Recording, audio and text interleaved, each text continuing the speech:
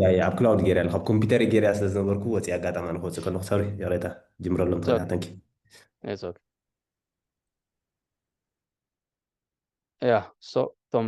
mis Bitcoin ተኣሳሲሮም ዝትስኡ ዘለው ኮይንስ ንዓቶም ክንሪኦም ኢና ደን ናብቲ ሌሰንስ ለርን ናይ 9-10 ዓመት ኤክስፒሪየንስ ዘለዎም ሰባት እንታይ ይብሉ ናብቱ ክንርኢ ኢና ኣብ መወዳእታ ከዓ ኣብዚ ክላስ ዝተፈላለየ ዓይነት እቲ ዓቕሚ እዚ ኣብቲ ተመክሮ ኣብቲ ክሪፕቶ ካረንሲ ዘለዎ ዝተፈላለየ እዩ ዘሎ ገሊኹም ኤክስፐርትስ ኣለኹም ሚን ከምዚ ንንውሕ ዝበለ ግዜ ዝፀናሕኩም ኣለኹም ኮይን ገለ ዘለኩም ካብቲ ሕቶታት ከም ዝተረዳእኽዎ ማለት እዩ ካብቲ ተሓትዎ ሕቶታት ገሊኹም ሶ ኣድቫንስድ ዝኸድኩም ኣለኹም ገሊኹም ኣብ ማእኸል ኣለኹም ገሊኹም ከዓ ጀመርቲ ኣለኹም ማለት እዩ ስለዚ እቶም ዝሓዝኩሞም ኮይንስ ደሓን ፊውቸር ኣለዎም ትብልዎም ሼር ክትገብሩና ኣብ መወዳእታ ከምኡ ዲስካስ ክንገብር ኢና ማለት እዩ ሶ ናብ ቢትኮይን ድሕር መፂና እቲ ኣፕዴትድ ፕራይስ እዩ ዘሎ እዚ ያ ከምዚ ንሪኦ ዘለና ኦል ታይም ሃይ መዓልቲ መዓልቲ እዩ ዝሃርም ዘሎ ማለት እዩ ካብ ሓሙስ ጀሚርካ ቅድሚ ሓሙስ ቅድሚ 8 ወይ 7 መዓልትታት ኣቢሉ ሓደ ዩቲበር ቪድዮ ሰሪሑ ነይሩ ፍሉጥ ዩቲበር እዩ ብዙሓት እዮም ኣክቹዋሊ እቶም ዩቲበርስ ዋይ ናይ ቢትኮይን ፕራይስ ኮንሶሊዴት ኮይኑ ብፍላይ ኣብዚኣተን ማለት እዩ ካብዚ ትሒዙ ሲ ብቢትኮይን ምንቅስቃስ ዓብዪ ነይሩ ካብዚ ኦልሞስት ካብዚአን ዘለዋ ክሳብ ዳርጋ ናብ ኮንሶሊዴሽን ገፁ ኮይዱ ኣብቲ 110 ሲ ካብኡስ ክሓልፍ ኣይከኣለን ሕጂ ስለምንታይ ክሓልፍ ዘይከኣለ ብብዝሒ እንዳተገዝአ ማለት እዩ በዓል ብላክ ሮክ ይገዝኦ ነይሮም ካልኦት ናይ ጃፓን ካምፓኒ ትገዝእ ነይራ ሓንቲ ካልኦት ኮርፖሬሽንስ ገዝኣ ነይረን ኢንዲቪጁዋልስ ይገዝኡ ነይሮም እቲ ማርኬት ካፒታል ናይ ቢትኮይን ካብቲ ናይ እስራኤል ኢራን ዝነበረ ንባዕሉ እንድሕር ርኢናዮሲ 2.1 ሳምቲንግ ገለቢሉ እዩ ዝኸይድ ነይሩ ሕጂ 2.36 ትሪልየን ኣሎ ማለት እዩ ካብኡ ትሒዝካ ካብኡ ናብዚ ሕጂ ዘለናዮ ንባዕሉስ ብዙሕ ወሰኻሪ ኢሎ ማለት እዩ ስለዚ ዕዳጋ ናይ ቀረብን ጠለብን ምምጥጣን እዩ ናይ ዲማንድ ኤንድ ሰፕላይ ማለት እዩ ስለዚ ብብዝሒ እናተገዝአ እንከሎስ ስለምንታይ እዩ ኣብቲ 110 ስታክ ኮይኑ ኢሎም ምትንትንዎ ነይሮም ሶ ካብቲ ዝህብዎ ዝነበሩ ፕሮባብል ክኸውን ዝኽእል መልሲ ሰንስ ዝህብ ዝመስል እንታይ እዩ ነይሩ ከምዚ እቶም ንነዊሕ እዋን ቢትኮይን ሒዞም ዝፀንሑ ሰባት ይሸጡ ስለ ዘለው እቲኦም በቲ ገዝኡ ኣለው እቲኦም ከዓ በቲ ይሸጡ ስለ ዘለውስ ብኸም እዩ ሚዛኑ ሒዙ ዝብል ካብ ናብ መደምደምታ ገፁ ዝኸይድ ዘረባታት ነይሩ ማለት እዩ ሽዑ ኣብቲ ኒውስ ንባዕለይ ከይደ ተኸታቲለ ማለት እዩ ብልክዕ ድዩ ዝሽየጥ ዘሎ ገለ ኢለ ከዓ ቸክ ገይረዮ ሶ ሓንቲ ኒውስ ከዓ እንታይ ነይራ ናይ ሎንግ ተርም ዋሌትስ ናይ ግለሰብ ክትከውን ትኽእል ናይ ካምፓኒ ክትከውን ትኽእል ዋትኤቨር ንነዊሕ እዋን ግን ዘይተንቀሳቐሰት ዋሌት ተንቀሳቒሳ ማለት እዩ ኣብዘን ቅንያት እዚኣተን ማለት እዩ ኣብዚ ቢትኮይን ዋይ ካብ 110 ሽሕ ዘይሓልፈሉ ዝበሃል ዘሎ ግዜስ ተንቀሳቒሳ ማለት እዩ ሕጂ ክንቀሳቐስ ከሎ ማለት ኣነ ካብ ሓደ ዋሌተይ ናብ ካልእ ዋሌተይ እንድሕር ሰዲድዮ ሸይጠዮ ደ ከመሓድሮ ኢለ ማኔጅ ክገብሮ ደ ዘንቀሳቕሶ ዘለኹ ዝፍለጥ ነገር የለን ንፈልጦ እንታይ እዩ ካብ ሓንቲ ዋለት ናብ ሓንቲ ዋለት መኻዳ ጥራሕ ኢና ንፈልጥ ማለት እዩ ብመልክዕ መሸጣ ድያ ኸይዳ ብመልክዕ ኣቐምጠላ ድያ ኸይዳ ወይ ሞባይል ክቕይር ከለኹ ደ ካብዚ ናብዚ ዘብሎ ዘለኹ ዝፍለጥ ነገር የለን ማለት እዩ ሶ ተሸይጡ ዝብል ፊር ነቲ ዋጋ ናይ ቢትኮይን ኣብ 110 ሽሕ ሒዝዎ ፀኒሑ ትብል ዜና ነይራ ኢት ሜክስ ሰንስ ትሪኣ ከለኻ ማለት እዩ ዝኾነ ኮይኑ ሓሙስ ካብ ኣይ ቲንክ ሓሙስ መዓስ ዕለት ክንደይ ነይሩ ተርስደይ 10 ዕለት 10 ማለት እዩ እዚኣ ማለት እዩ እዚኣ ካንድልስቲክ እዚኣ እያ ሓሙስ በቃ ካብቲ 110 111 ስታክ ገይርዎ ዝነበረ ናብ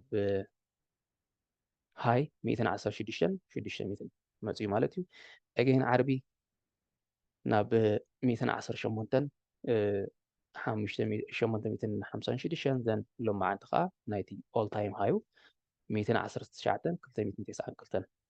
ኣለና ማለት እዩ ስለዚ መዓልትስ all time high እንዳሃረመ ይኸይድ ኣሎ ማለት እዩ ዋላ እቶም ዩቲዩበርስ ይሪኦም ነይረ 116 በፂሕሉ ቪድዮ ይሰርሕ በዚ all time high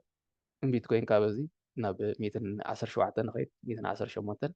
119 እንዳበለ ግዜ ብዘይህብ ማለት እዩ ኣብ ውሽጢ ሓፂር ግዜስ ንላዕሊ ፋም ትገብር ኣሎ ማለት እዩ ሶ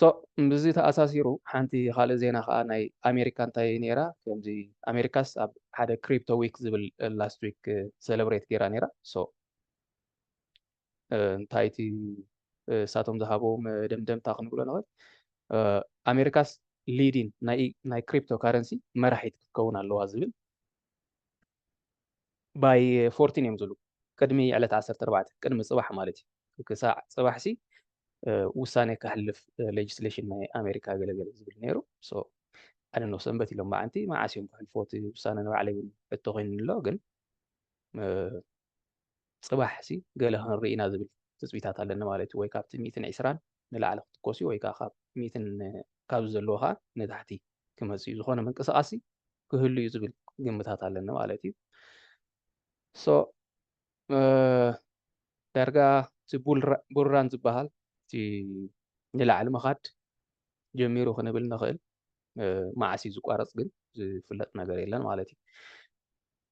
ብምሎም እንድሕር ርኢናዮም ሕጂ ናይ ቢትኮይን ጥራሕ ዘይኮነ ሕጂ እቶም ዓበይቲ ዝበሃሉ በዓል ኢቴሪየም እንድሕር ርኢና ኣብዚ ናይ 7 መዓልቲ ማለት እዩ 24 hour ጋጌና ምእንቲ ሓሙስ ኣከባቢ ስለዚ ተበገሰቲ ምውሳኽ ናይ ቢትኮይን 9 ኣብ ውሽጢ 7 መዓልቲ 9.8 ሚእታዊት በዓል ኢቴሪየም ኤክስአርፒ ከዓ ካብኡን ላዕሊ ብዕፅፊ ማለት እዩ 18.34 ኤክስአርፒ ሴም ሂስትሪ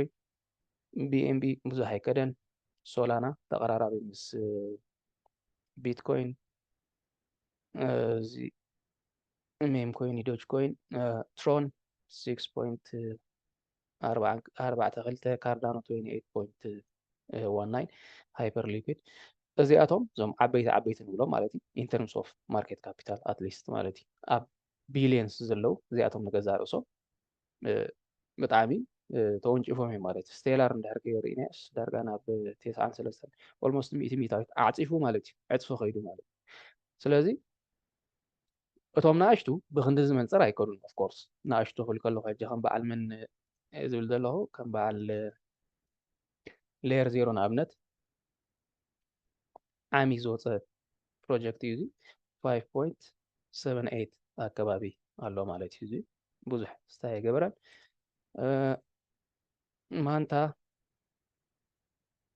ማንታ ኔትወርክ 5% ማለት ሕጂ እዚ 5% ኣብ ተራ ግዜ ተዝኸውን ቀሊል ቁፅሪ ይኮን ብፍላይ ኣብ ስቶክ 5% እንድሕር ከይዱ ቮላታይል ይበሃል ኣብ ክሪፕቶ ግን 5% ኣብ ካልእ ግዜ ስናትን ብዙሕ እንታይ ዝበሃል ኣይኮን ዓብዪ ቁፅሪ ኣይኮነን ማለት እዩ እዚ ናይ 24 ሰዓት እንተዘይርኢኒ ኦፍኮርስ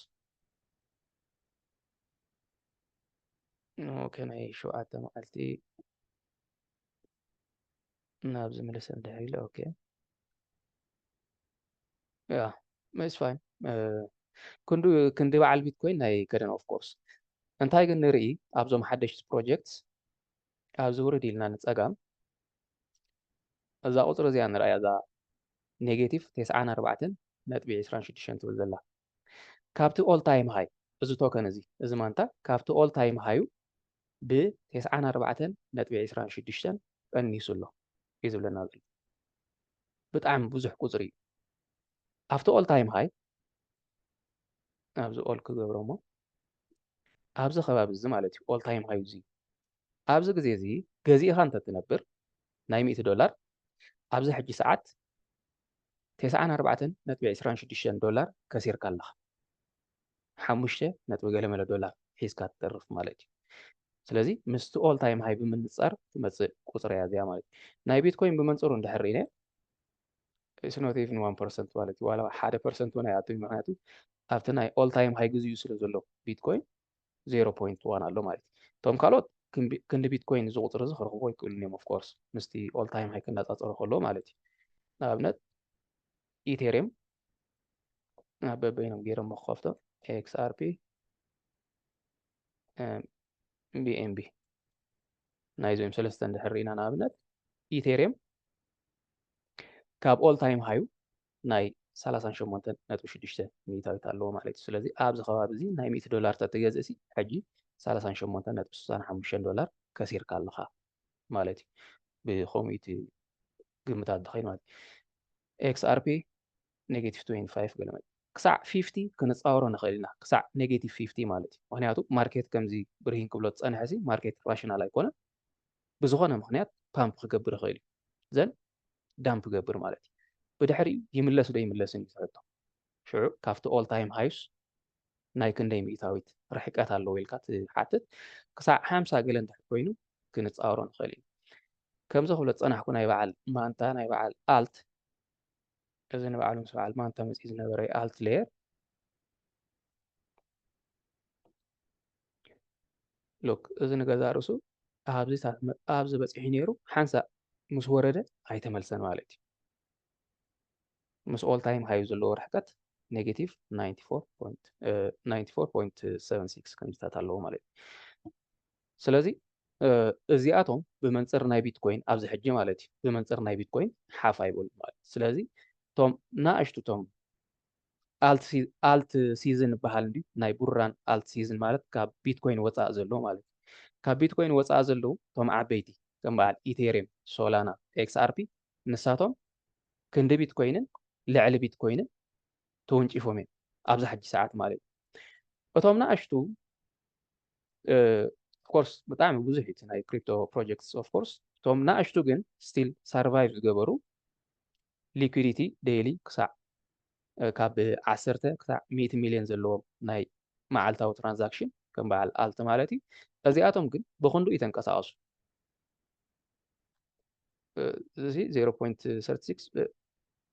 ኣብዚ እንድሕሪና እቲ ፐርሰንቴጅ ብጣዕሚ ንእሽተይ ተንቀሳቂስዎ ዘሎ ፐርሰንቴጅ ምስ ቢትኮይን ክነፃፀር ከሎ ማለት እዩ። ስለዚ እዚ ናይ ቢትኮይን ምንቅስቓስ ንቢትኮይንን ነቶም ዓበይትን ነዚኣቶም ማለት እዩ በዓል XRP፣ ኢቴሪየም፣ BNB እዚ ናይ ባይናንስ ማለት እዩ፣ ሶላና፣ ዶጅ ኮይን፣ ሃይፐር ሊኩድ ካርዳን ወዘተ እዚኣቶም ነዚኣቶም እዩ ሒዝዎም ሓፍ ኣቢልዎም ማለት እዩ እምበር ነቶም ታሕቲ ዘለዉ ክሳዕ ክንዱ ሓፍ ኣየበሎምን ማለት እዩ። ስለዚ ቅድም እንታይ እቲ ስፔኩሌሽን ነይሩ ኣልት ሲዝን ኣይመፀን ይበሃል። ኣልት ሲዝን ማለት ካብ ቢትኮይን ወፃኢ ዘለዉ ኮይንስ ሓፍ ዝብልሉ ዋግኦም ዝውስኽሉ ግዜስ ኣይመፀን ይበሃል ማለት እዩ እንጂ ቢትኮይን ንበይኑ ጥራሕ ሓፍ ናይ ምባል ባህሪስ ነይርዎ ወይ ዋላ ቅድም ማለት እዩ። ስለዚ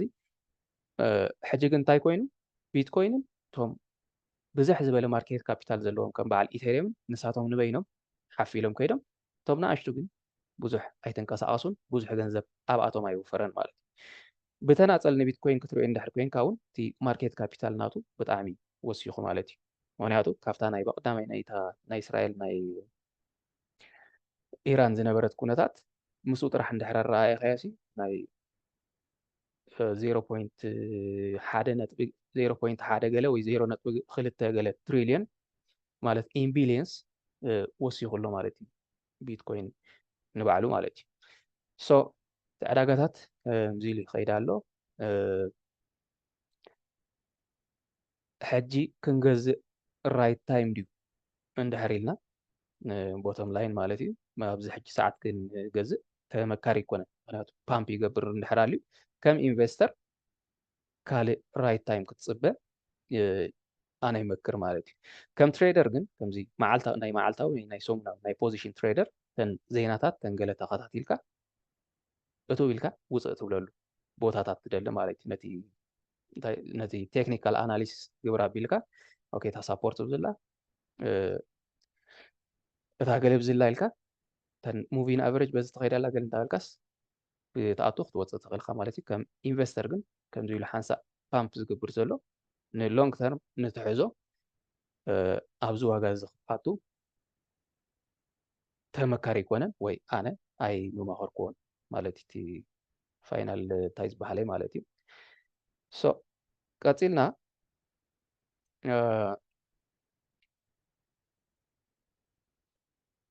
እታ ሌሰንስ ለርንድ ዝበልናያ እቶም ኣብ ክሪፕቶ ነዊሕ ዓመታት ዝፀንሑሲ ዝሃብዎ ምኽሪ እንታይ እዩ ዝብል ነይሩ ትብል ክንሪኣ ኢና ዝኾነ ብዛዕባ ዝቐነየ ዕዳጋታት እንታይ ዝበሃል ርእቶታት እንድሕር ኣሊና እውን ኣብ መወዳእታ ዲስካስ ክንገብረሉ ኢና እዚኣ ሕፅር ኣቢልና ክንሪኣ መጀመርያ ንቕድም ሶ ናይ ትሬደርስን ናይ ኢንቨስተርስ ከም ኢንቨስተርስ ሓሲበ ሞር ፕሬዘንት ዝገብሮ ኣነ ነዚ ንትሬደርስ ናይ በይኑ ስታይ ስለ ዝኾነ ስለዘይመክር ብፍላይ ንጀማሪ ስለዘይምከር ከም ኢንቨስተርስ እቶም ኮይንስ ሒዝናዮም ንነዊሕ ግዜ ንሽዱሽተ ወርሒ ክኸውን ይኽእል ንዓመት ክኸውን ይኽእል ሒዝና ኣቐሚጥና ድሕሪ ዝተወሰነ ግዜ ንኽንወፅእ ሓሲበ እየ ዝዛረብ ዘለኹ ማለት እዩ ኣብዚ እዚ ዝህቦ ማለት እዩ ሶ ቴክኒካልን ፋንዳሜንታልን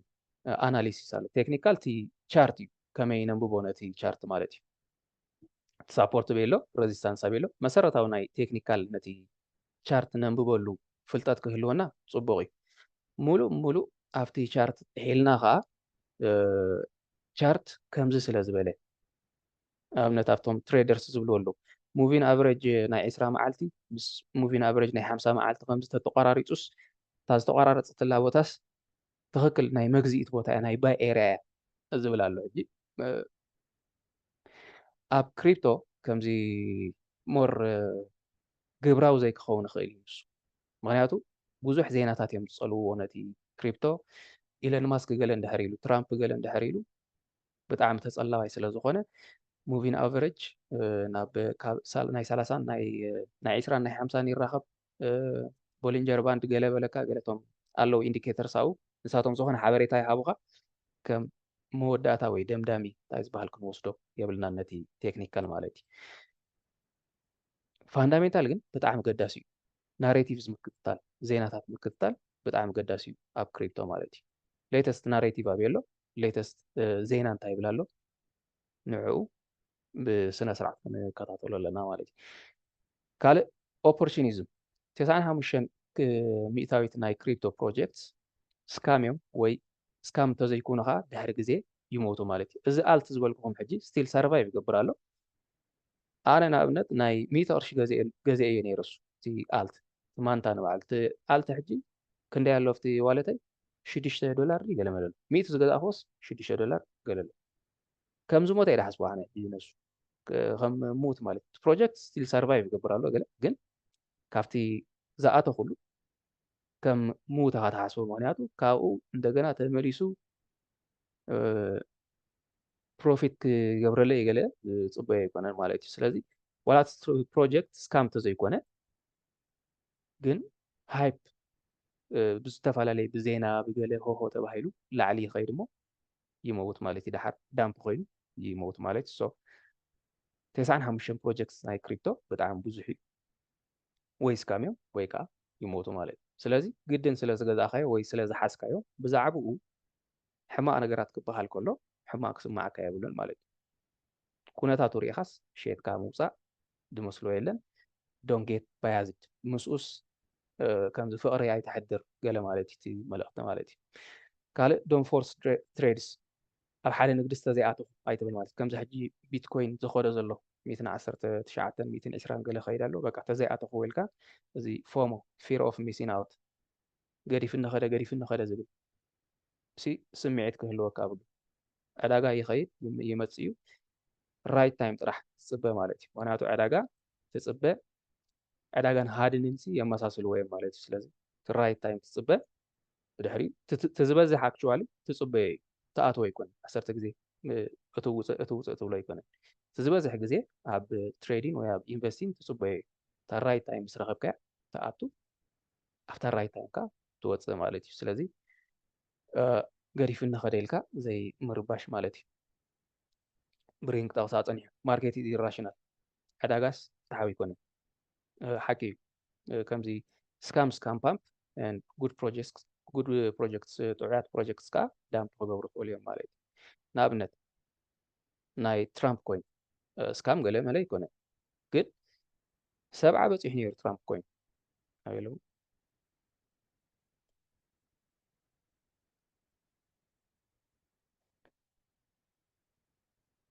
እዚ ኦፊሻል ትራምፕ ሎ ኣብዚ ኦል ሎክ መጀመርያ ዝመፀሉ ማለት እዩ እዚ መጀመርያ ዝመፀሉ እዛ ካንድልስቲክ እዚኣ ማለት እዩ እቲ ሃይ ንርአዩ 75.35 በፂሕ ነይሩ ማለት እዩ እታ መጀመርያ ላውንች ዝኾነሉ ሕጂ ብክንደይ መፂ ኣሎ ኣብ 9.6 ማለት እዩ 9.6 ካብ 75.5 ናብ ብፐርሰንት እንድሕር ሪኢኸ ብጣዕሚ ብዙሕ ብፐርሰንቴጅ ማለት ካብ 75 ናብዚ ክመፅእ ማለት እዩ ሕጂ እንታይ እዩ ሃይፕ በቃ ትራምፕ ስለ ዝኾነ ናብ ስልጣን መፅእ ስለ ዘሎ ብዙሕ ፕሮሚስስ ነይርዎ ንክሪፕቶ ከምዚ ክገብረ ከምዚ ክገብረ ገለ ዝብል ነይርዎ ህቡብነት ነይርዎ ማለት እዩ ሕጂ ኣነ እንታይ እየ ዝብሎ ነዚ በቃ እቲ ህቡብነቱስ ብመልክዕ ኮይን ገይሩ ሸይጥዎ ኢኻ ትብሎ ነዚ ማለት እዩ ኦፍኮርስ ዋላ እቲ ማርኬት ካፒታሉ ቀሊል ማርኬት ካፒታል ኣይኮነን 1.93 ቢልዮን ማርኬት ካፒታል ዘለዎ ማለት እዩ ብጣዕሚ ብዙሕ ካብ 75 ግን ናብ 9.6 መፅእ ማለት ኢሉ ኢሉ ኣብ ልክዕ ቦቱ እዩ ዝመፅእ ድሓር ማለት እዩ ትራምፕ ካብ ስልጣን ምስ ወረደ እዚ 9.6 እውን ከቕፅሎ ድዩ ከቕፅሎኑ ምልክት ሕቶ እዩ ማለት እዩ ስለዚ ምስቲ ፌም ምስቲ ህቡብነት በዓል ኢሎን ማስክ ዝብልዎ ፓምፕ ተሰማዕቲ ሰባት ዝብልዎ ነገራት ግድን ንዕዳጋስ ንግዚኡ ይርብሾ እዩ ኣብ መወዳእታ ግን ኣብ ልክዕ ቦትኦም እዮም ዝመፁ ማለት እዩ ምክንያቱ ትራምፕ ኮይንሲ ሚም ኮይኑ ማለት እዩ ስለዚ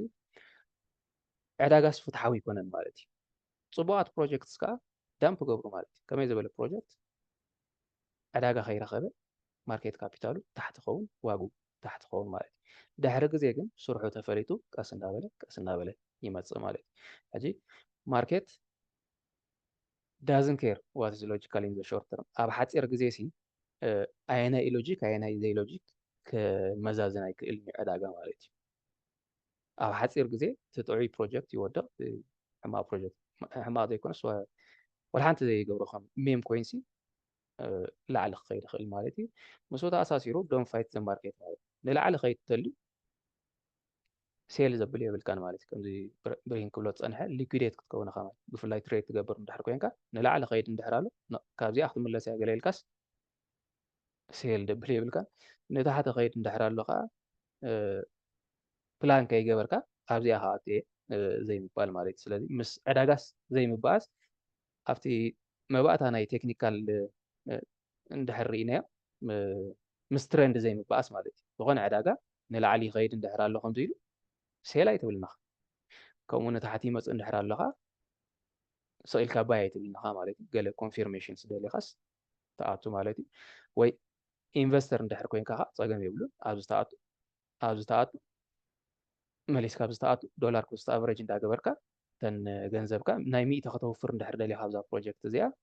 30 ኣብዚኣ ትገዝእ 30 ኣብዚኣ ትገዝእ 30 ኣብዚኣ ትገዝእ ማለት እዩ ከምኡ እንዳገበርካ ዶላር ኮስት ኣቨሬጅ ትገብር ማለት እዩ ሶ ምስ ዕዳጋ ግን ክትበኣስ የብልካን ማለት እዩ እዚ ግድን ናብዚ ክምለስ እዩ ዘብል የብልካን ማለት እዩ ዶንት ፍሮንት ራን ቀዲምካ ሳይቲ ህሩግ ኢልካ ይትእቶ ከም ማለት እዩ ከም ኢንቨስተር ፀገም የብሉን ኣዛን ኢንቨስተር ኢትሶክ ፍሮንት ራን ዶላር ኮስት ኣቨሬጅ ክትገብር ስለ ትኽእል ከም ነጋዳይ ግን ነብሰ ቅትለት እዩ ምክንያቱ ቀዲምካ እንድሕር ኣትኻ ምክንያቱ ብፍላይ ከምዚ ሕጂ ዘቐነየ ዕዳጋ ፍሮንት ራን እንድሕር ጌርካ ዛትስ ዋይ ሊኩዴትድ ኮይኑ ገለ ዝብሎ ነበረ ሓንቶ ይብርሂን ዘምፅኦ ዝነበረ ማለት እዩ 1 ቢልዮን ናይ ቢትኮይን ሊኩዴት ዝኾነ ይኸይድ ምሽ ልክዕ ካብዚኣ ክምለስ ኢሉ ዝሓስብቲ ነጋዳይ ማለት እዩ መሊሱ ንላዕሊ ኸይድ ሊኩዴት እንዳገበረ ቀሊዑ ይውፃካ ማለት እዩ ስለዚ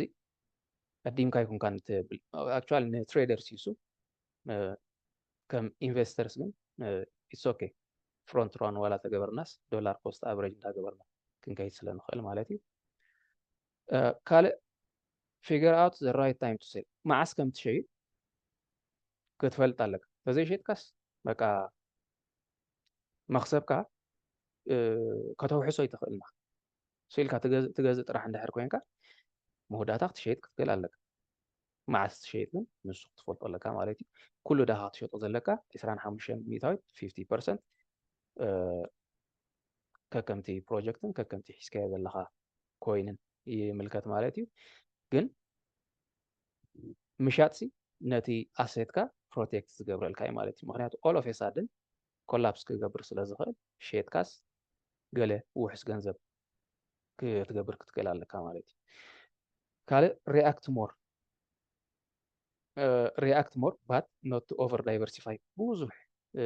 ኮይን መሓሲ ግድን የዕውተካ ማለት ኣይኮን ኣዝዩ ክበዝሕ የብሉ 10 ገለ ክትሕዝ ትኽእል ትኸውን ብፍላይ ከም ጀማሪ ካብኡን ላዕሊ ግን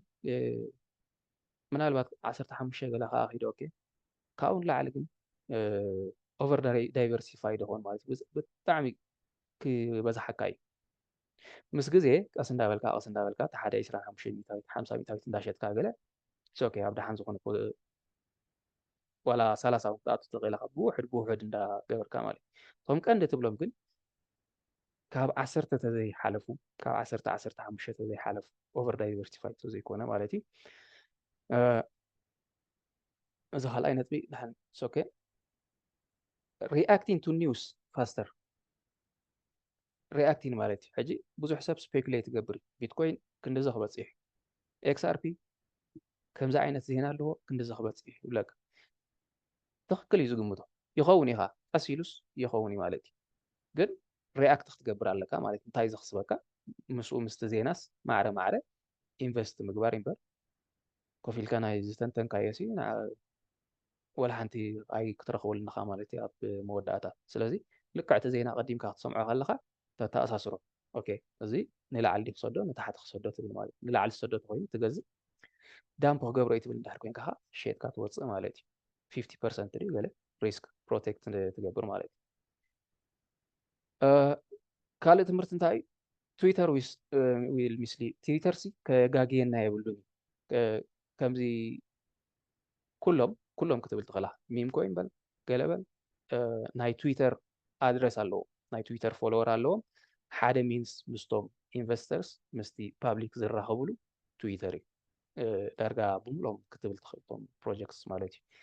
እታ ቀዳመይቲ ሶሻል ሚድያ ትረኽባ ትዊተር ወይ ዲስኮርድ ወይ ቴሌግራም እያ ማለት እዩ ሞር ኦፍ ግን ትዊተር እዩ ማለት እዩ ሶ ኣብ ትዊተር ብዛዕባ እቲ ኮይን ዝበሃል ነገር ብምሉእ ሓቂ ማለት ኣይኮነን ገሊኡ እንታይ እዮም ዝገብሩ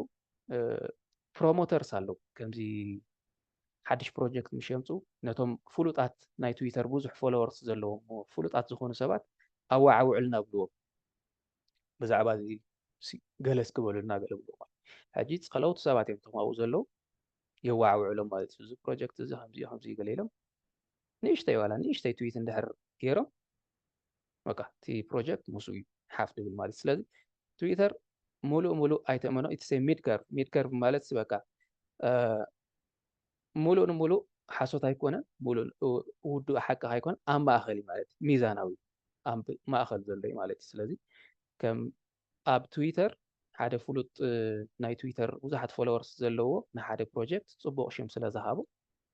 ወዲእኻ ትገዝኦ ማለት ኣይኮነን ማለት እዩ ሶ ባላንስ ሪስክ ኤንድ ሪዎርድ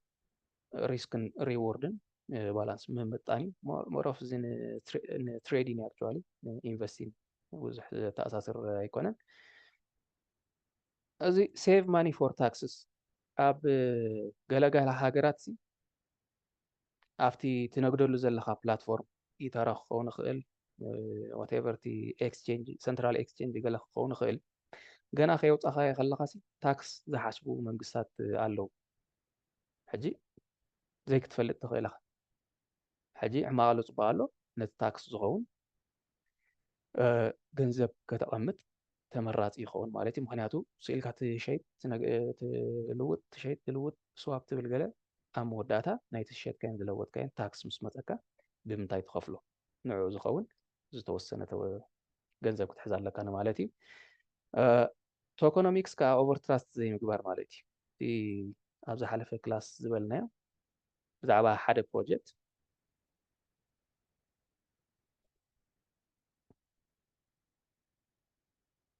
ንኣብነት እዚ ማለት እዩ ቶታል ሳፕላይ ናይ ትራምፕ ናብ 1 ቢልዮን ዝፀጋጋዕ ማለት እዩ 1 ቢልዮን ኣለዎ ማክሲመም ሳፕላይ ክንዲ ዘለዎ ሰርኩሌቲንግ ሳፕላይ 200 ሚሊዮን ኣሎ ማለት እዩ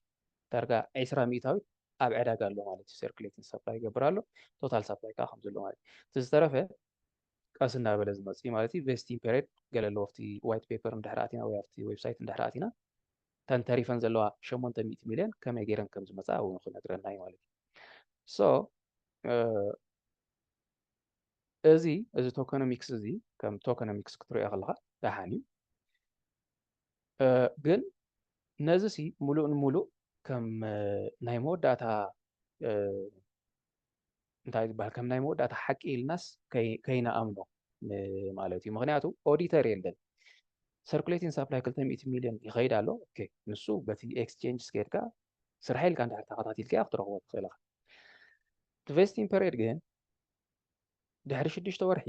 100 ሚልዮን ክለቁ ምዃኖም መን እዩ ኦዲት ዝገብሮ ዲሰንትራላይዝድ ስለ ዝኾነ ኦዲት ዝገብሮ የለን ሶ እቲ ቁፅርትስ ብልክዕ ይመፅእ ይመፅእን ንፈልጦ ነገር ስለ ዘየለ ጥራሕ ኣብቲ ኣክቲቪቲ ናይቲ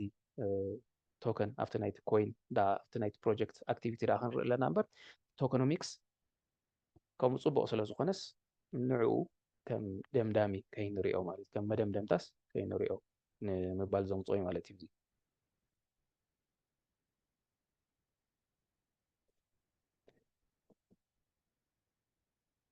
ያ ፋይናሊ you can never fully figure out crypto ኣብ መወዳእታስ ንክሪፕቶስ ሙሉእ ሙሉእ ክትፈልጦ ኣይትኽእልና ሓደ ሰብሲ ሙሉእ ንሙሉእ 100 ካብ 100 ክሪፕቶ ፈሊጥናዮ ኢና በፂሕናዮ ኢና ክብሎ ዝኽእል ሰብ የለን ምክንያቱ እቶም ፕሮጀክትስ ናይ ክሪፕቶ ከም ዝትሪኦም ዘለኹም መወዳእታ ብሎ ካብ ኣብዚ ክንደይ ክሪፕቶስ 18.46 ሚልዮን 18.46 ሚልዮን ክሪፕቶስ ኣለዎ ማለት ከመይ ጌርካ ፅኒዕካ ትውድኦም ነዚኣቶም ኣሽንኳይ ንዖም ነቶም ኤክስቼንጅስ ኣፅኒዕካ ይትውድኦም እቶም ኤክስቼንጅስ ከም በዓል ባይናንስ ባይቢት ኩኮይን ገለመለ 831 ኤክስቼንጅስ ኣለዎ ማለት እዩ ስለዚ ነዚ ብምሉኡ ኣፅኒዕካ ክትውድኦ ስለ ዘይትኽእል ሼር ትገብር ማለት እዩ ብመልክዕ ግሩፕ ኦርጋናይዝ ክትከውን ትኽእል ወይ ኣብ ናይ ቴሌግራም ግሩፕስ ጆይን ትገብር ዘዘድልየካ ኢንፎርሜሽን ንክመፀካ ምእንቲ ማለት እዩ ስለዚ በይንኻ ተቃሊስካ ትውድኦ ስለ ዘይኮነ እቲ ሓደ ሰብ እስከዚ ረኣዮ ብለካ ኣነ ገለ ረኣዮ ብለካ እስከዚ ነዚኣቶም እስኪ ቁልሕ በልዎም ገለ ብለኩም ከምኡ እንዳገበርካ ኢኻ ንክሪፕቶ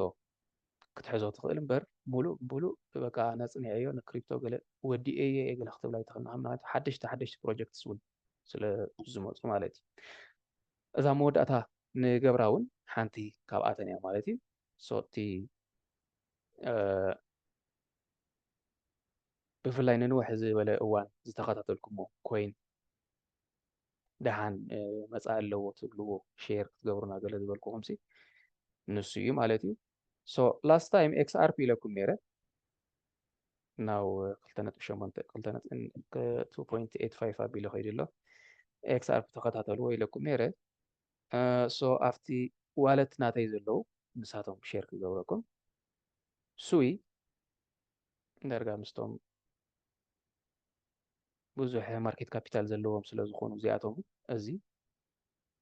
ተኸታተልዎ ንሶላና ዝመስል ፕሮጀክት እዩ ሓደ ካብቲ ተስፋ ድገብረሉ ኣነ ጥራሕ ደይኮንኩ ዋላ ብዙሕ ፕሮግረስ ዘምፅአ ኮይን ክንብሎ ንኽእል ኢና ኣብ ሓፂር ግዜ እዩ መፅኡ ኣክቹዋሊ ያ 2023 እያ 2023 ዝመፅእ ቶከን እዩ ሶ ፅቡቅ ፕሮግረስ ዝገብር ዘሎ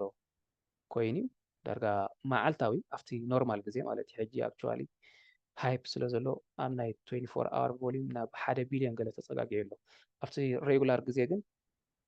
100 ሚልዮን 100 ገለን ሚልዮን ገለ ቢሉ መዓልታውስ ትራንዛክሽን ኣለዎ ቮሊዩም ኣለዎ ማለት እዩ ስለዚ መዓልታዊ ኣብ ኖርማል ግዜ ከምኡ ክህልወካ ማለት ቀሊል ቶከን ኣይኮነን ማለት ቀሊል ፕሮጀክት ይኮነን ማለት እዩ ኣቫላንች እዚ እውን ንርአዮ እዚ እውን ብዝተወሰነ መልክዑ ሒዘ ኣለኹ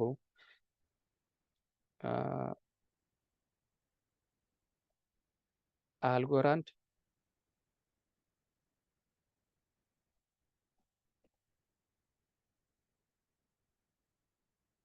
الجوراند نبعلو زي يزون حيزي له سو 0.26 أكباب له حجي أبز حجي ساعات درجة average زقنية واجو أبز 0.2 0.18 قال أبزي أثني لوك زي أثني مالتي زين أبزي أزلا أبزي أثني مخمل على سكاني مالتي سلازي أبز خباب تزمت 0.16 قال كباب تزمت ننوح زبالة جزي كن حزون تنحسب نزا حسب سب أبز واجاز تزحزو مالتي حاجة already خيد له 0.26 قال بيلو بقول لك قطعة زيت حتى زمت صدق ننوح زبالة جزي زحزو سب تز كحزو زدل سب تز انت اللي تواجا ريكومند زجبره أبزي مالتي أبز نحج واجو بكون أبز مالتي و 0.16 مالتي يا أه... ترون ترون ترون ون يا ترون ون لأن بزتوسنا ملكعو تساناتي من عايز بوزح ينقصاصن ግን ምስ ገዛእኻዮ ብዙሕ ለውጢ ይትገብር ካብ 0.27 ናብ 0.3 ምስ ክኸይድ ከሎሲ እቲ ዋሌትካ ብዙሕ ለውጢ እዩ ዘምፅእ ዳርጋ ኣደኖ እቲ ካልኩሌሽኑ ከመይ ምዃኑ ማለት እዩ እዚ እውን ኣብዚ ከባቢ ኣብዚ 0.28 እዚ 0.27 ኖ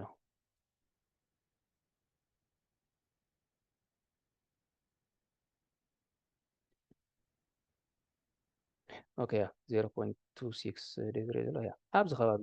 እንተዝተሓስ ብዝተወሰነ መልክዑ ማለት ኣብዚ ከባቢ እንተዝተሓስ ደሓን ፊውቸሪቲ ኣለዎ ደሓን መፃ ኣለዎ ካብ ዝብሎ ቶከን እዩ እዚ ማለት እዩ ሶ ከይበዝሓና ሓደ ኣርባዕተ ጠቒሰ ኣለኹ መስለኒ ኣልጎራንድ ትሮን ኣቫላንች ሱዊ ማለት እዩ ብተወሳኺ ናይ ብቐዳማይ ናይ ኤክስ ኣርፕ ማለት እዩ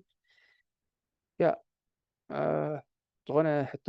ወይ ርእቶ ወይ ዝመስለኩም ብዛዕባ እዚ ዘሎ ዘቐነየ ነግረ መገድኹም ከ እዚ ኮይኑ ዝስ ረኣይ ወስኪ ሓዚ ወስኪ ትብሉና እንተ ደኣ ሃልዩኻ ክሰምዕ ደስ ምበለኒ ማለት እዩ ቴንክ ዩ ያ ናባኹም መድረኽ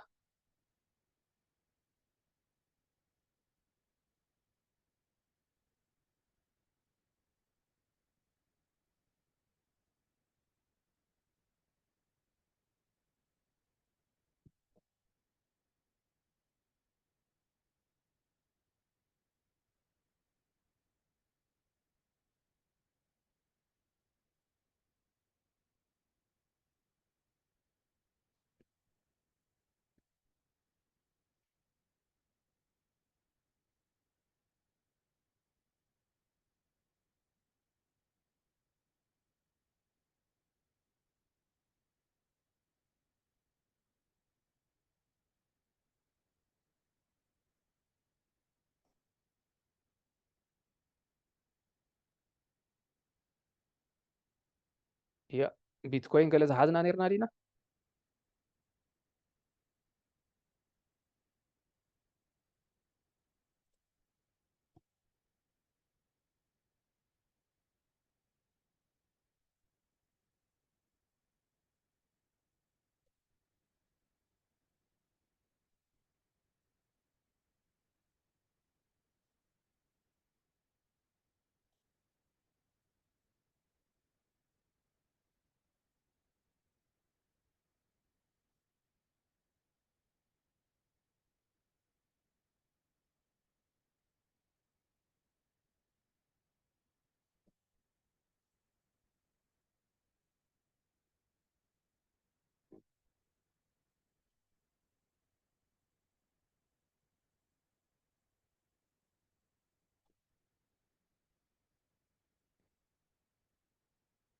ያ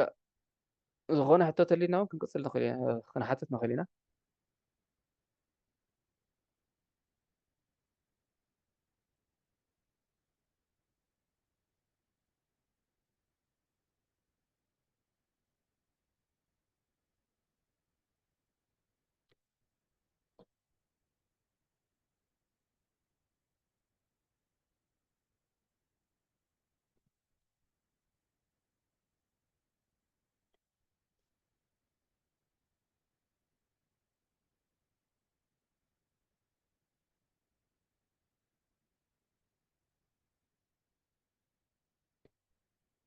يا ባህሪ قጽል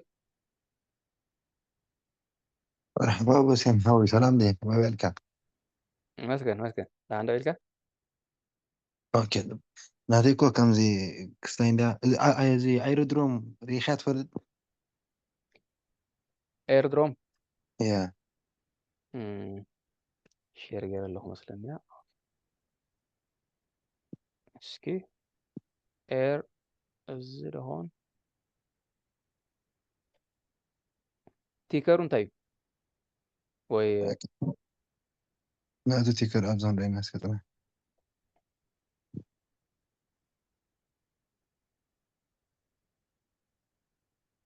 اوكي اي اي ار او ار او ማለት ኦኬ ኤርድሮም ፋይናንስ ዘቐዳማይ ዘሎ እዚ يا ايرودروم فاينانس يا ኦኬ ኤሮ ኦኬ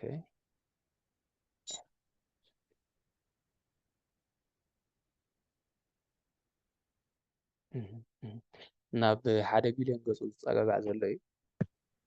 نو نشتهي 2023 open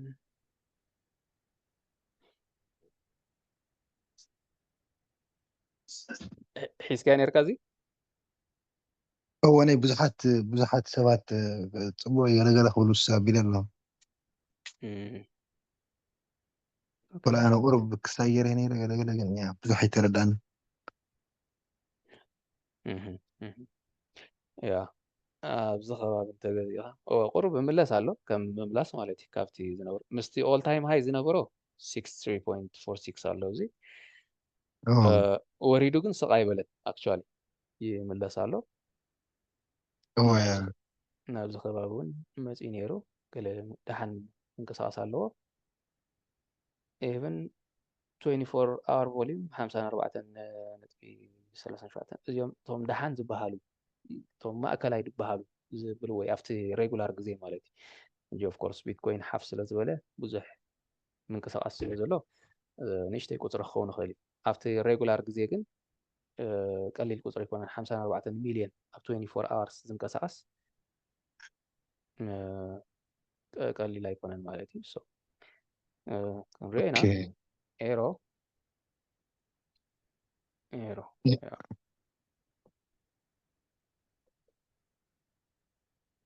ነዊሕ ጌርካ ካብ ትሕዞ هو ዳርጋ ያ ኦኬ ያ ፖዚቲቭ ኣለኻ ኔጌቲቭ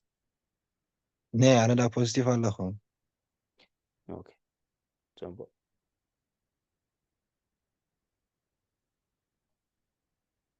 ኤሮ ካልእ ላስት ታይም መን እዩ ሓደ ኦንዱ ኢልና ነይሩ ኦንዱ ባዕሉ መነ እዮም ኢለ ከየብዛሓልኩም ገንበሪ ኣብዚ ሕጂ ሰዓት ዘሎ ምናልባሽ ኣብ ኔክስት ክላስ ወይ ገለ ንሪኦ ንኸውን ሪል ወርድ ኣሰት ዝብል ኣሎ ኣብቲ ክሪፕቶ ብሓፈሻ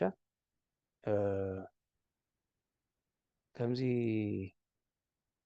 እቶም ብፊዚካል ዘለው ንብረት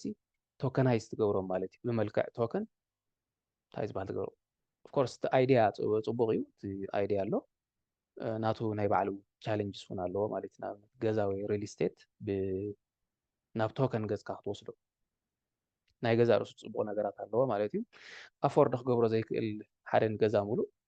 ክትመቃቅላ ትኽእል ኢኻ ነታ ገዛ ገለመለ ሽታት ኣለዎ ግን ሬጉሌሽን እውን ኣለዎ ማለት እዩ ምስ መንግስትስ ክትተኣሳሰር ኢኻ ካብቲ ክሪፕቶ ዲሰንትራላይዜሽን ገዛ ሪል ስቴት ገለመለ ከዓ ሰንትራላይዜሽን ማለት እዩ ነዚ ክልቲኡ ከመይ ጌርካ ተተዓርቆ ዝብል ከቢድ ምልክት ሕቶ ኣሎ ግን ሪል ወርልድ ኣሴትስ ናብዚ ከምዚ ኣብዚ ሕጂስ ከምዚ በቃ ተጠላቢ ዘሎ ናሬሽን ማለት እዩ እቶም ኣብኡ ዘለው ቶከንሲ ብጣዕሚ ተጠለብቲ እዮም ማለት እዩ ሕጂ ኣብቲ ዩኤስ ትሬጀሪ ኣብ ናይ ኣሜሪካን ትሬጀሪ ብመልክዕ ሪል ወርልድ ኣሴት እዩ ብመልክዕ ቶከናይዝ ዝኾነ ማለት እዩ ሕጂ እሱ በዚ እንታይ ዝበሃል ዝኸውን ብቐዳማይ ሓደ ኦንዱ ከመይ ዝብሎ ገለ ይብል ነይሩ በዚ እዩ እዚ ክህልወካ ኣለዎ ማለት እዩ ንዑ ክትገዝኦ እንድሕር ኮንካ ማለት እዩ ነቲ ሪል ወርልድ ኣሰት ዝበሃል ዘሎ ነቲ ኣብ ባይታ ዘሎ ነገር ክትገዝኦ እንድሕር ኮንካ እዚ ቶከን እዚ ክህልወካ ኣለዎ ማለት እዩ ስለዚ እዚ ቶከን እዚስ ምስቲ ፕሮጀክት ተኣሳሲሩ ኣሎ ሶ እቲ ፊቸሪቲ ናይዚ ቶከን እዚ ፅቡቅ እዩ ማለት እዩ ምስቲ ሪል ወርልድ ኣሰት ንብሎ ዘለና እቲ ኣብ ባይታ ዘሎ ኣሰት ንሱ ክዓቢ ምስ ጀመረ እዚ ከዓ ግድን ንሱ ይዓቢ ማለት እዩ ምክንያቱ ባጤራኻስ እዚ እዩ ማለት እዩ ሶ ርእዮ ነይረ ኣብ ባይቢት መጀመርያ ተዘርጊሑ ድሓር ኤር ድሮፕ ገለመለ ተገይሩ ድሓር ፅቡቅ ኮይኑ ማለት ሰርቫይቭ ገይሩ ከምኡ ተፀበኽዎ ነይረ ከምቶም ካልኦት ምስኡ ዝመፁ ፍቲ ዘ ሴም ታይም ነይሮም ብዙሕ ግምት ብዙሕ ፕሮጀክት ስለትመፅእ ንኩሎም ከተፅንዖም ገለ ስታይ ስለትብል ብዙሕ ተስፋ ይገበርኩሉ ነይረ ድሓር ተረኣኻያቱ ብመልክዕ ኤር ድሮፕ ኣብቲ ባይቢት እውን ፅቡቅ ስታይ ገይሮምሉ ከምዚ ተቐምጥ ንዑ ስቴክ ትገብሮ እሞኒ እቲ ኤፒዋይ ሪዎርድ ይህበካ ገለ ሰርቫይቭ ገይሩ ማለት እዩ ሕጂ ፕሮጀክት ከዓ ከምዚ ሰርቫይቭ ዝገበረ እዩ ዘድልየካ ማለት እዩ ሓንሳ ሆሆ ተባሂሉ ሃይፕ ከይዱ ዝጠፍአ ዶ ይኮነ ሃይፕ ይኸይድ ዳምፕ ይኹን ኦኬ ዳምፕ ይኹን ኩሎም ዝኾነ ክሪፕቶስ ዳምፕ ኮይኑ እዩ ኣብ ሓደ ግዜ ማለት እዩ ብምሉእ እቲ ቻርት እንድሕር ርኢናያስ ከምዚኣ ዘይብላ የላ ኣብ ኣት ሳም ፖይንት ሲ ግድን ካብቲ ኦል ታይም ሃይ መፂኡ ንታሕትስ ግድን ይኸይድ እዩ ማለት ናብዚታት ገፁ መፅእ ዳሓር ግን ይምለሱ ዶ ይምለስን እንተተመሊሱ በቃ ሰርቫይቭ ገይሩ ኣሎ ማለት እዩ ሕጂ ዳምፕ ክኸውን ከሎ ዜና ክኸውን ይኽእል ኢንፍሌሽን ክኸውን ይኽእል ካልእ ብዙሕ ነገር ክኸውን ይኽእል እንተተመሊሱ ግን እቲ ፕሮጀክት እቲ ኣመስኪሩ ኣሎ ማለት እዩ ሶ ከምኡ ዓይነት ፕሮጀክት ኢና እውን ክንጥምት ዘለና ማለት ክንጥምት ከለና ማለት እዩ ሶ እዚ እውን ዝተብህለሉ ንምባል እየ ንእግረ መገድናይ ኣብዚኣ መን ኢልኒ ሚኒማይዝ ገይረያ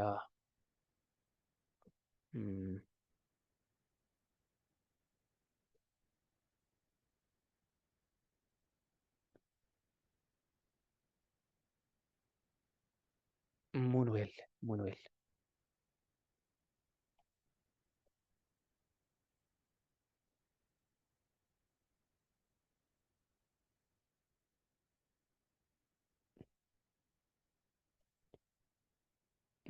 ኦኬ ሙንዌል እዚ ኢልና ተስፋ ንገብር ቢላል ሙንዌል ከመይ ትሪኦ ኢልካ ሓቲት ከለኻ እዚ ዝኸውን ኢለ ተስፋ ክገብር ዳርጋ ማርኬት ካፒታል ዝበዝሐ ስለ ዘለዎ 112 ኮይን ማርኬት ካፕ ግን ዝኾነ ኢሹ ገይሩሉ ኣሎ እዛ ሰለስተ ትራያንግል ናይ እዚኣ ሓንቲ ኢሹ እያ ማለት እዩ ማርኬት ካፕ has been verified projects ማርኬት ካፒታል ናይዚ ፕሮጀክት እዚ ኮይን ማርኬት ካፕ ቨሪፋይ ኣይገበሮን ዘሎ እዩ ዝብለና ዘሎ however according to the project itself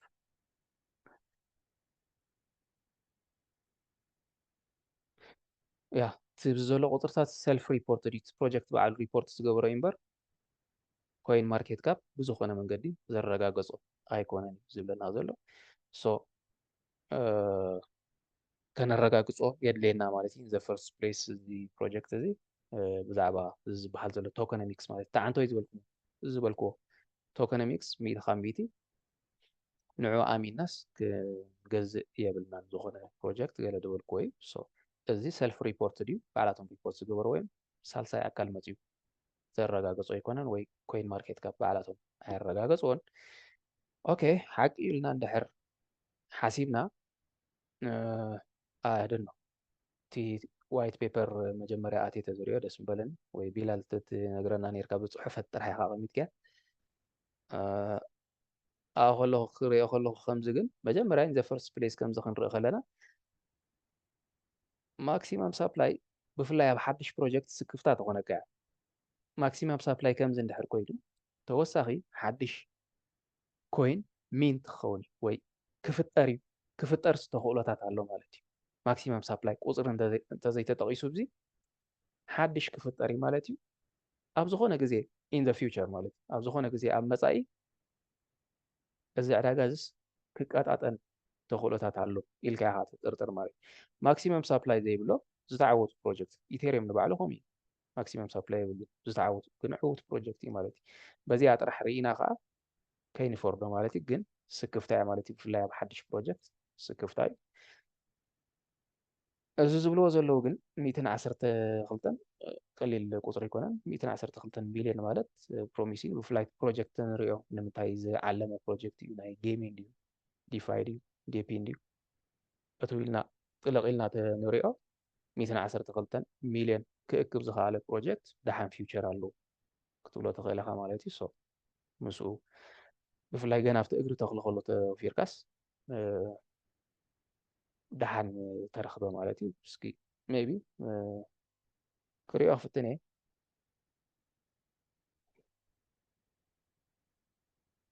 ሞኑዌል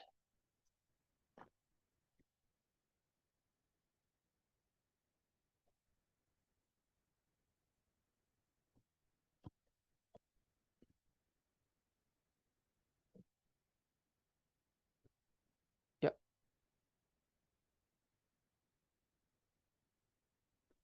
ኣነ ላስት ታይም ቶም ተሓቶ ነበርኩም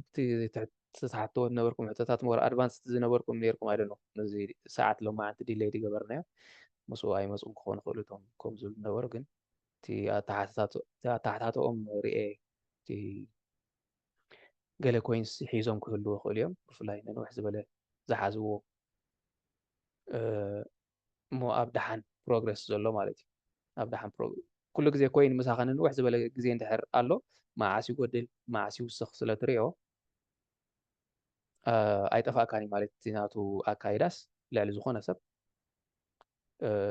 ምስክርነት ክትህበሉ ትኽእል ኢኻ ካብቲ ብቻርት ጥራሕ ርኢዩ ክሳይ ዝገብር ማለት እዩ ባህሪ ቀፅል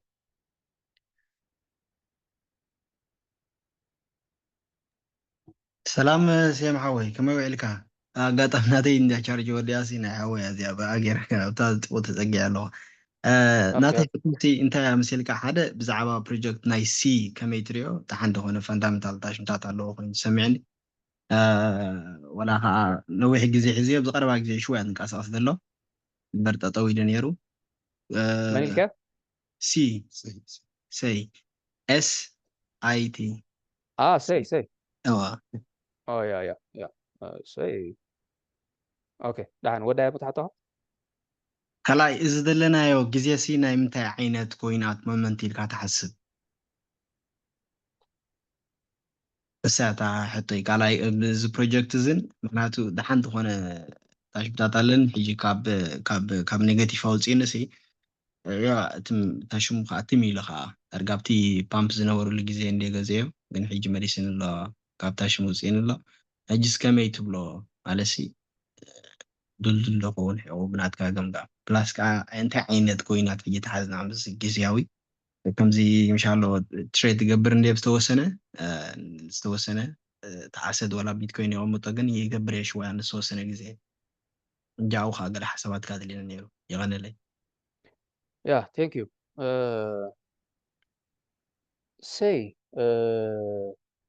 ዳርጋ ምዝ ክንብሎ ዝፀናሕና ተመሳሳሊ እዩ ምክንያቱ ከምዚ ንሪኦ ዘለና ኦል ታይም ሃይ ኣብዚ መፅዩስ ኔጌቲቭ 71 ኣለዎ ናው ኦኬ ኦል ታይም ሃይ ኣብዚ መፅዩ መሊሱ ዳርጋ ናብ ኦል ታይም ሎው ገፁ እዚ ኦል ታይም ሎው እኳ እቲ ዝተበገሰሉ እዩ ዚታት ናይ ቀረባ ዓመት ፕሮጀክት እዩ ኣክቹዋሊ 2023 እያ ናብዚ መፅዩ ማለት እዩ መሊሱ ከይዱ ማለት እዩ ደን ናብዚ መፅዩ ሕጂ እውን ይበጋገስ ኣሎ ማለት እዩ እቲ ፕሮጀክት እቲ ዲቴል ናቱ ረሲዐ ኣለኹ ኣክቹዋሊ ብግሩፕ ኮይና ኢና ሳይሪና ነርና እዚ ግን ሓደ ካብቲ ተስፋ ዝገበርናሉ ማለት እዩ ብዙሕ ኦፍኮርስ ነይርኒ እውን እዚ ብዝሕ ዝበለ ኣይኮነን ተዘይተጋጊ ብግሩፕ ኣዋፂና ገለ ኢና ገዚእና እያ ከማን ነርና ተዘይተጋጊ በዚሖም እቶም ኮይንስ ግን ይዝክሮ እየ ፅቡቅ ገይረ ሰይ ምስ በዓል ሱይ ተመሳሳሊ ግዜ ዝመፀ እዩ ወይ ተመሳሳሊ ግዜ ተዘይመፀስ ኣብ ተመሳሳሊ ግዜ ፓምፕ ዝገበረ ማለት እዩ ሶ ብጣዕሚ ፕሮሚሲን ከምዚ ናብዚ መፅዩስ ብኡ ገይሩ ይደቀሰል ማለት እዩ ናይቶም ካልኦት ድሕር ርኢና ናይ በዓል ማንታዶ ርኤኩም ነይረ ምስለና ዓንቱ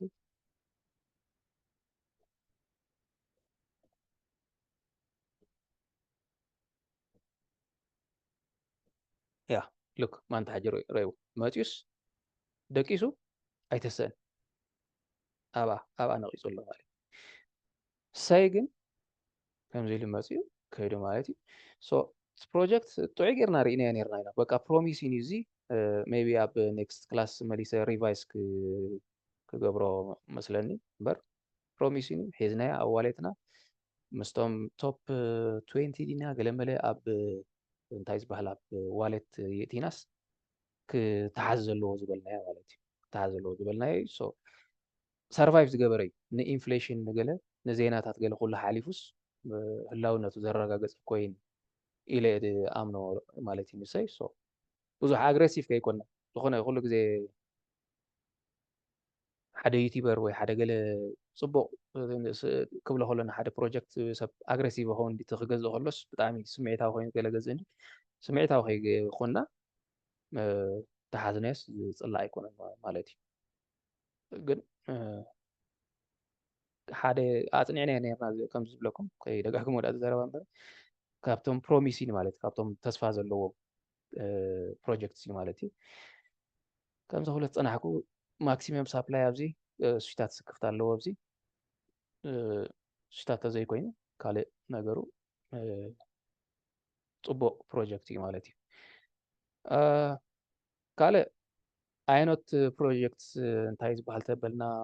ድበልካዮ ዳይቨርሲፋይ ተንገብር ቶም ፕሮጀክትስ ዝተፈላለዩ እዮም ብመንፅር ስርሖም ማለት እዩ ገሊኦም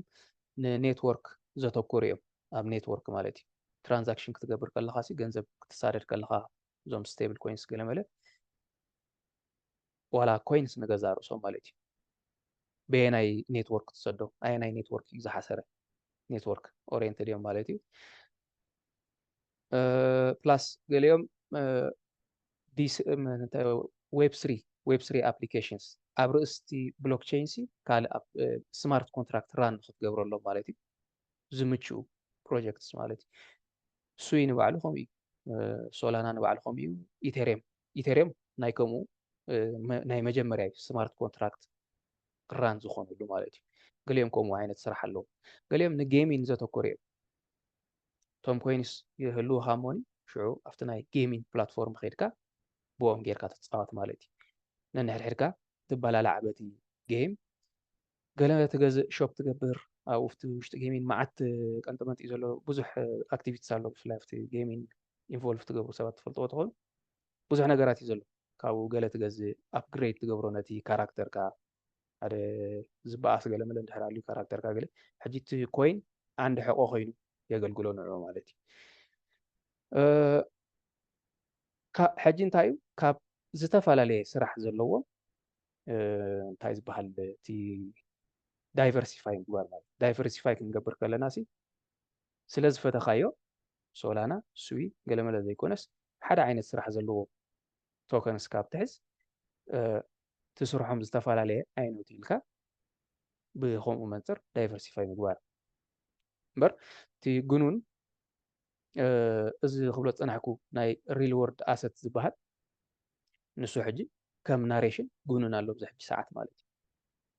ነቲ ብዓለም ዘሎ ነቲ ኣብ ባይታ ዘሎ ነገራት ሲ ቶከናይዝ ምግባር ኣብዚ ሕጂ ሰዓት በቃ እቲ ግኑን ዝኾነ እንታይ ዝበሃል እዩ ናሬሽን ኣሎ ብዚ ሕጂ ሰዓት በዓል ኦንዱ በዓል መን እዩ ከዓ በዓል ስዊፍት ድዩ በዓል ስዊፍት ገለ ትበሃሉ ኣብ ከምኡ ኢንቮልቭ ዝኾኑ ቶከንስ ማለት እዩ ኣብቲ ሪል ወርልድ ኣሴት ክትሳተፍ እንድሕር ኮንካ ክትሕዞም ዘለካ ቶከንስ ማለት እዩ ብመገዶም ኣቢልካ ናብቲ ሪል ወርልድ ኣሴት ናብኡ ስለ ትሳተፍ ማለት እዩ ሶ ከም ናሬሽን ኣብዚ ሕጂ ሰዓት ንሳቶም ሞር ግኑን ኣሎ እቲ ናይ ሪል ወርልድ ኣሴት ግን ዳይቨርሲፋይ ምግባር ይብል ኣነ ማለት እዩ ኣብ ኩሉ ኣብተን እንዳገበርካስ ዳይቨርሲፋይ ትገብር ድሓር ተሓደ ተደቀሰ በቲ ሓደ ትወፅእ ማለት እዩ እቲ ካፒታልካ ብከምኡ ፕሮቴክት ትገብሮ ማለት እዩ ሃይፕ ያ ስምረት ሃይፕ እንታይ ክብለኩም እንዳበልኩ ነይረ ሃው ዘሎ ምስቶም ቶፕ ይኸማን ዘሎ ሃይፐር ሊኩዊድ እዚ ስወን ዳርጋ ኣብ ሓፂር ግዜ ከምዚ ኮይኑ 16 ቢሊየን ኢን ቢሊየንስ ይኣትዩ ኣክቹዋሊ ሕጂ ኢን ቢሊየንስ ዝኣተወ ፕሮጀክት ተጠንቂቕካ ኢኻ ትገዝኦ ምክንያቱ ካብኡስ ክንደይ ቢሊየን ክኸይድ እዩ ኢልካ ኢኻ ትሓስብ ማለት እዩ ካብዚ ዘለዎስ ክንደይ ቢሊየን ንላዕሊ ክቕፅል ማለት እዩ ኢን ቢሊየንስ ዝኣተወ ፕሮጀክት እንድሕር ኮይኑ ጥንቀቕ ምባል የድሊ ብዙሕ ስምዒታዊ ምዃን ኣይደልን ግን ፅቡቅ ፕሮጀክት እዩ ከምዚ ንሪኦ ዘለና ኣብቲ ኔክስት ድሓን ጥዑይ ገይረ እውን ክሪኦ ስለ ዝደሊ እዚ ከም ጥዑይ ጌርና ክንዛረበሉ ማለት እዩ ምስቲ ኣመፃፅኡ ገለመለ እዩ ኣብ ሓፂር ግዜ ዝመፀ ፕሮጀክት እዩ ብጣዕሚ ሃይፕ እዩ ተባሂሉ ከምቲ ሽሙ ማለት እዩ ግን በቃ ዘመስከረ ዘፍለጠ ፕሮጀክት እዩ ብዙሕ ክስታይ ዝህድሎ ኣይኮነን 16.36 ቢልዮን ዘለዎ እዩ ማለት እዩ ሶ ከም ጀማሪ ኢንቨስተር እንታይ ንርኢ ብሓፈሻ ንእግረ መገድና ሓደ ኣብ 10 ሚልዮን ማርኬት ካፒታል ዘሎ ፕሮጀክት ክትገዝኦ ከለኻ ሞር ቮላቲሊቲ ኣለዎ ንኽጠፍእ ንሱ ዝያዳ ዝተቃልዐ እዩ ክህበካ እንተኮይኑ ግን ንሱ ትመክሰብ ናቱ ከዓ ብጣዕሚ ብዙሕ እዩ ማለት እዩ ምክንያቱ 10 ሚልዮን ዘሎ ናብ 100 ሚልዮን ክኸይድ ፀገም የብሉ 10x ማለት እዩ 10 ቢልዮን ዘሎ ናብ 100 ቢልዮን ንክኸይድ ብቢልዮን ተዛረብ እንድሕር ኣለካ ግን ብጣዕሚ ይኸቢ 10x ክኸይድ ሓደ 10 ቢልዮን ዘሎ 10x ክኸይድ ብጣዕሚ ይኸቢ ሪዝናብል ኣይኮነ እቲ ገንዘብ ካብ ገለን ክመፅእ ክኽእል ኣለዎ ማለት እዩ ብሙሉእ እቲ ክሪፕቶ ዘሎ ሰብ ሸይጡ እቲ ንብረቱስ ናብቲ ዝበሃል ዘሎ ናብቲ 10 ቢልዮን ዘለዎ ናብኡ መፅኡ ገለስ ናብ 100 ቢልዮን ክሰዶ ክኽእል ኣለዎ ማለት እዩ ስለዚ እቲ ፕሮባቢሊቲ እንታይ እዩ እቲ 10 ሚልዮን ዘሎ ናብ 100 ሚልዮን ክኸይድ ዝያዳ ቀልል ናብ 1 ቢልዮን ክመፅእ እሱ ዝያዳ ቀልል እቲ 10 ቢልዮን ዘሎ ከዓ ናብ 100 ቢልዮን ክኸይድ ክብድ ይብል ማለት እዩ ምስኡ ጎኒ ጎኒ ግን እንታይ ትርኢ እቲ 10 ቢልዮን ዘሎ ከዓ እቲ 10 ሚልዮን ዘሎ ንኽጠፍእ ዝያዳ ዝተቃልዐ እዩ ውሕድ ማርኬት ካፒታል ዘለዎ ማለት እዩ እቲ 10 ቢልዮን ዘለዎ ግን ዝያዳ ደሃን ፕሮጀክት ይውስኖ እዩ ኦፍኮርስ ብመንፅር ማርኬት ካፒታል ጥራሕ ክትዛረብ ከለካ ግን እቲ ተኽእሎታት ማለት እዩ ከይዱ ከይዱስ ናበይ ክኸይድ ይኽእል ናብ ዝብል እንድኻ ትርኢ ከምዚ ዝብሎ ዘለኹ ክኸውን ማለት እዩ እቶም ኢምቢሊየንስ ዘለው ብዙሕ ክኸዱ ይክእሉ እዮም ንላዕልስ ብዙሕ ዓፃፂፎም 10x 20x ገለ ክኸዱ ይክእሉ እዮም ግን ስቴብል እዮም ከዓ ዝያዳ ንኽጠፍኡስ ዝተቃልዑ ኣይኮኑን ማለት እዩ ከምቶም ናሽቱስ ሕጂ ኣይናይ ሪስክ ትወስድ ካብ ሰብ ናብ ሰብ ነናቱ ውሳነ ገብር ማለት እዩ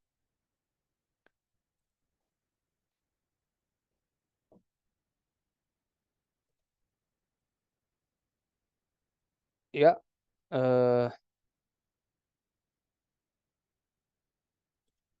ሕቶ ዘለዎ ለዲ ኦኬ ድሓፍ ዘበለ የለን ያ